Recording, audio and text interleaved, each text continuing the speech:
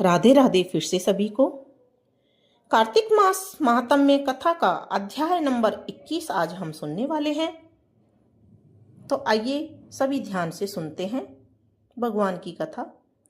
लिखने लगा हूं श्री हरि के चरणों में शीश नवाए, कार्तिक महात्म का बने यह 21वां अध्याय। अब ब्रह्मा आदि देवता नतमस्तक होकर भगवान शिव की स्तुति करने लगे। वे बोले, हे देवाधिदेव देव, आप प्रकृति से परे पार ब्रह्म और परमेश्वर हैं। आप निर्गुण निर्विकार व सबके ईश्वर होकर भी नित्य अनेक प्रकार के कर्मों को करते हैं। हे प्रभु, हम ब्रह्मा आदि समस्त देवता आपके दास हैं। हे शंकर जी, हे देवेश, आप प्रसन्न होकर हमारी रक्षा कीजिए। हे शिव जी, हम आपकी प्रजा हैं तथा हम सदैव आपकी शरण में रहते हैं। नारद जी राजा पृथु से बोले, जब इस प्रकार ब्रह्मा आदि समस्त देवताओं एवं मुनियों ने भगवान शंकर जी की अनेक प्रकार से स्तुति करके उनके चरण कमलों का ध्यान किया, तब भगवान शिव देवताओं को वरदान देकर वहीं अंतर्ध्यान हो गए। इसके बाद शिव जी का यशोयान करते हुए सभी देवता प्रसन्न होकर अपने अपने लोक को चले गए। भगवान शंकर के साथ सागर पुत्र जलंधर का युद्ध चरित्र पुण्य प्रदान करने वाला तथा समस्त पापों को नष्ट करने वाला है। यह सभी सुखदायक और शिव को भी आनंददायक है। इन दोनों आख्यानों को पढ़ने एवं सुनने वाला सुखों को भोगकर अंत में अमर पद को प्राप्त करता है। बोलो भगवान शंकर की जय। राधे राधे आप सभी को। अब हम सुनेंगे कार्तिक मास महात्म्य कथा का अध्याय नंबर 22। 22वें अध्याय की जब लिखने लगी हूं बात, श्री प्रभु प्रेरणा प्राप्त कर कलम आ गई हाथ।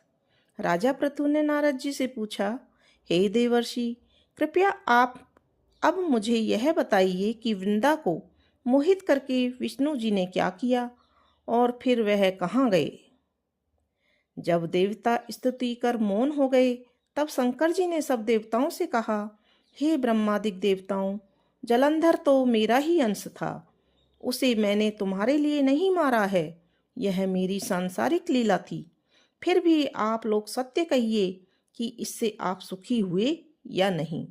तब ब्रह्मादिक देवताओं के नेत्र हर्ष से खिल गए और उन्होंने शिव जी को प्रणाम कर विष्णु जी का वह सब वृत्तांत कह सुनाया जो उन्होंने बड़े प्रयत्न से वृंदा को मोहित किया था तथा वह अग्नि में प्रवेश कर परम गति को प्राप्त हुई थी। देवताओं ने यह भी कहा कि तभी से वृंदा की सुंदरता पर मोहित हुए विष्णु उनकी चिता की राख लपेटकर इधर उधर घूमते हैं। अतएव आप उन्हें समझाइए, क्योंकि यह सारा चराचर आपके अधीन है। देवताओं से सारा वृत्तांत सुनकर शंकर जी ने उन्हें अपनी माया समझाई और कहा कि उसी से मोहित विष्णु भी काम के वश में हो गए हैं। परंतु महादेवी उमा, त्रिदेवों की जननी, सबसे परे वह मूल प्रकृति परम मनोहर और वही गिरजा भी कहलाती है। अतएव विष्णु का मोह दूर करने के लिए अब आप उनकी शरण में जाइए।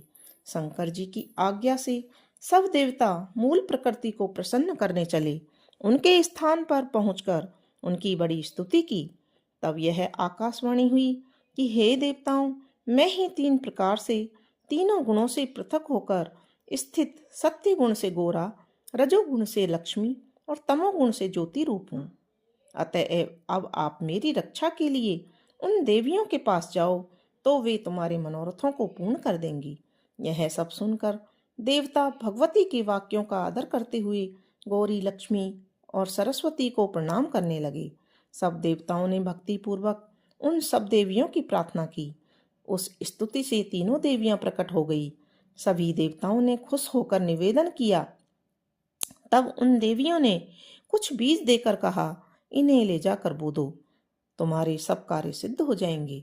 ब्रह्मादिक देवता उन बीजों को लेकर विष्णु जी के पास गए। वृंदा की चिता भूमि में डाल दिया। उससे धात्री, मालती और तुलसी प्रकट हुई।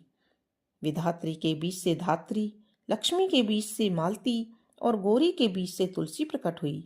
विष्णु जी ने ज्यों ही उन स्त्री रूप वाली वनस्पतियों को देखा तो वे उठ बैठे।